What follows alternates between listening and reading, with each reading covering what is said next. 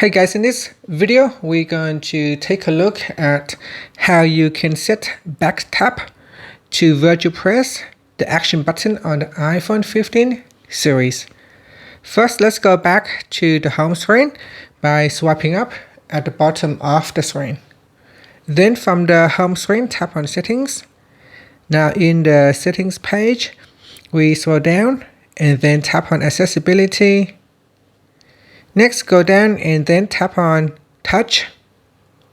Then scroll down to the bottom and then tap on back tap. Next, you can choose either to use double tap or triple tap. So I'm going to select double tap. Then in here, go to the system section and then select action button. And that's it. Now tap on the back key, swipe up to go back to the home screen. Now you can double tap at the back here to run or to open the action button. And that's it. Thank you for watching this video. Please like and subscribe to my channel for more videos.